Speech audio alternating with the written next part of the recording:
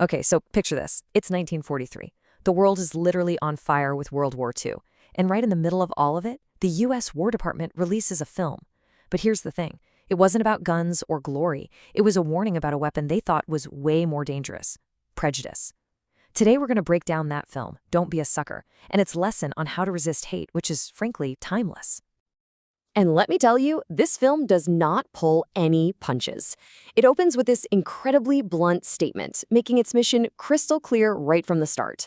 This is all about spotting when you're being played, so you don't become a sucker. So what exactly is a sucker in this context? It's not just about being gullible. The film has a very specific definition. It's someone who gets tricked into giving up their own freedom by buying into prejudice against others. It's basically a masterclass in spotting the exact kind of propaganda that fueled the rise of fascism. To show us how this whole thing works, the film introduces us to a character named Mike. He's just a regular American guy, and we see him standing on a street corner, listening to this really passionate, charismatic speaker who seems to have all the answers. You see what's happening here? The speaker is using a classic and incredibly dangerous tactic. He's taking the real frustrations of his audience and giving them a simple, easy target. He's not talking about complex economic issues, no way. He's just pointing at minority groups and saying, see, they're the problem. He's creating an us against them. And Mike, well, he's totally buying it. The speaker's words are making sense to him. But then, the orator adds another group to his list of enemies, the Freemasons. And it just so happens that Mike is a Mason.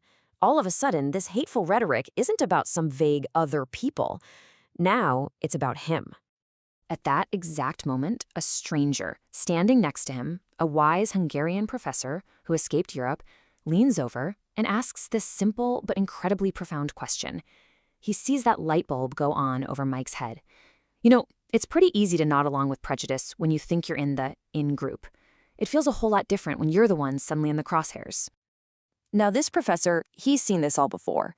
He explains to Mike that this isn't just some random guy spouting hate. No, this is the first step in a very methodical playbook, a playbook designed to dismantle a country from the inside out, a playbook he saw used firsthand in 1930s Germany. And here's the strategy he lays out. It is a chillingly effective weapon. Step 1, create an in-group and an outgroup. Step 2, blame the outgroup for everything. And once that pattern is set, you just repeat it. Isolate and attack one group after another until society is so fractured and weak that it can't possibly resist a complete takeover. To make this all feel real for Mike, and for us, the professor shares this chilling story from his past. He takes us all the way back to Berlin in 1932 and shows us how this theoretical playbook played out in the real world with absolutely devastating consequences. And you have to remember, this isn't ancient history he's talking about. This was 1932. Just 1 year later, Hitler was chancellor. By 1934, he was the absolute dictator of Germany. The events the professor is describing weren't just a prelude to tyranny. They were the cause of it. The professor describes a scene that's almost identical to the one Mike is watching. You have a Nazi speaker working the crowd. He starts by targeting Jews. Then he moves on to Catholics, then the Freemasons. And with each targeted attack, he just methodically slices that unified crowd into suspicious, resentful factions. People who arrived as neighbors, as fellow Germans, are now looking at each other as enemies. See, once people are divided and distrustful of each other, they can't unite against a common threat. It's impossible. So the Nazis then moved in and just destroyed any organized group that could offer resistance. Labor unions, opposing political parties, even churches. They were all picked off, one by one, because the nation was just too broken to stand together. So the film then asks a really important question. Who actually falls for this stuff? It introduces us to a guy named Hans, an unemployed German worker who wasn't part of any of those targeted minorities. He was the so-called real German that the Nazis were promising everything to. Turns out, he was the ultimate sucker. And what we see is the ultimate bait and switch. Hans was promised glory and power for the master race. What he got was a shallow grave on a battlefield. Business owners were promised profits. Instead, thousands of them were shut down. The unemployed were promised good jobs. They got forced labor for pitiful wages. The regime knew its power depended on controlling information and destroying the very idea of truth. So what did they do? They attacked education. They burned books. They drove out scientists and teachers. And the result? In just 5 years, college attendance in Germany dropped by a staggering 53%. And right here, this is the punchline to the professor's entire story. Hans and people like him, they thought they could get ahead by sacrificing the rights of others. They gambled with other people's liberty, and in the end, they lost their own. Everybody lost. So this brings us all the way back to the film's final, powerful message for America.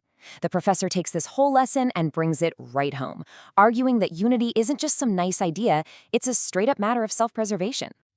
This might be the film's most practical point. Unity isn't presented as some lofty moral high ground.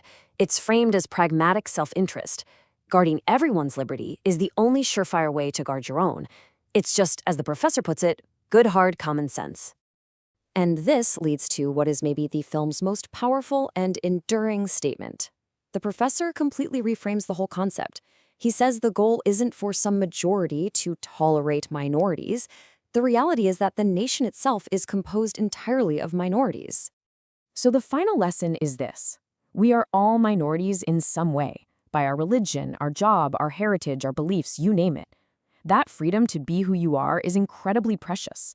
And the only way to protect that freedom for yourself is to protect it for every single other person. We have to stop thinking in terms of we and they and start thinking only about us. This film, made 80 years ago, ends with this urgent call for unity as a form of survival. And it leaves us with a really critical question to think about today. If guarding the freedom of that first minority is the key to protecting everyone, what does that actually look like in our daily lives?